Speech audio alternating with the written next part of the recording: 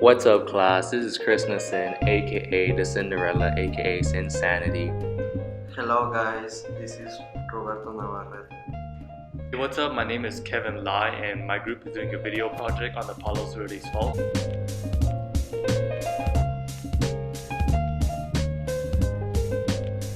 To give you guys a little background information, the Palos Verdes Fault is located on the southwest of California.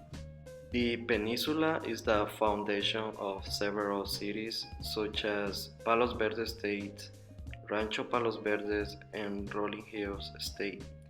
The hilltop cities in the peninsula are known for its spectacular geological structures, expensive homes, and oceanfront views. The spectacular views of the ocean come from the 13 marine terraces spread throughout the peninsula. These ocean terraces did not appear out of nowhere. At one point, the entire peninsula was submerged underwater, but then rose and eventually connected to the LA County. Marine terraces are platforms that were cut by the waves a long time ago and which are uplifted out of the sea to become land. This is due to what geologists call tectonic uplift. The process known as tectonic uplift is the vertical elevation of Earth's surface due to the natural causes. In this case, uplift was caused by compressive stresses between tectonic plates. The process of terracing is produced by the displacement of two parallel faults. The landscape has moved over the years between all terraces that are around the peninsula. Marine terraces make great flat surface for developers to build on, and most of the developments you see in Palos Verdes are built on uplifted marine terraces. We are over here at Terranea Resort, located in Rancho Palos Verdes, California. And as we walk down the trail to Terranea Cove, you can notice fault lines along the cliff. These fault lines can be hard to notice at first, but when you take a closer look, you can identify the faults by truncation or offset bedding.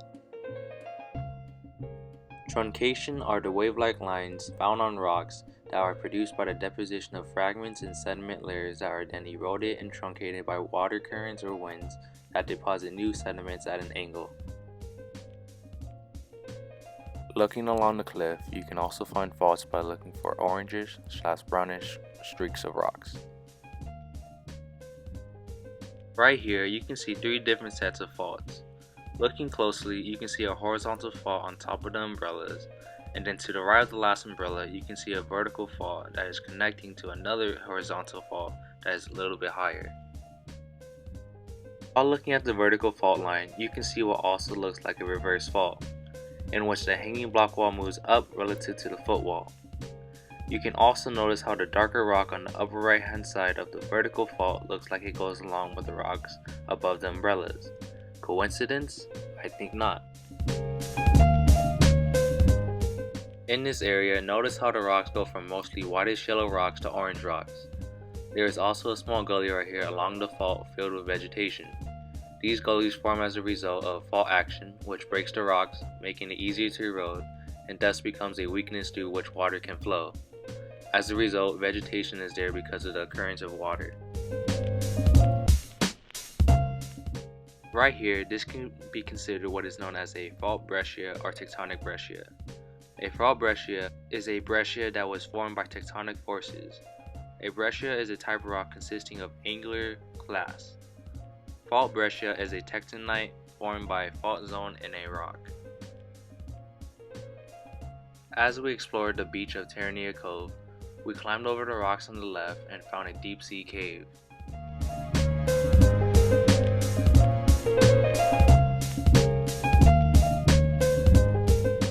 This sea cave was created in the same fashion as the water gully was. The cave lies right beneath a fault, and earthquakes along the fault fractured the rock, making it easier to erode, and as time passed, wave erosion broke away at the rock, leaving a sea cave. And there we discovered a small sea cave where inside you can see old pieces of shipwreck and also cataclysite. After taking a step back and looking around, we noticed how the fault line would also lead to the cave. When entering the cave, we noticed on the walls that there are a bunch of lines and grooves.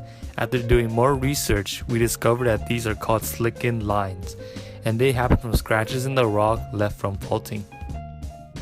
After noticing that most of the slick-in lines in the cave are horizontal, we learned that whenever an earthquake happens, these rocks also move horizontally. This is what is known as a strike-slip fault. We also decided to touch and feel the texture of the rocks. The texture was very smooth, and this is from the result of polishing from fault friction. When comparing the rocks that were inside the cave to the ones that were either outside or near the sea cave, we noticed how none of them were as smooth. After exploring the cave, we decided to leave and walk alongside the beach. There we discovered a lot of sedimentary rocks just sitting on the seaside.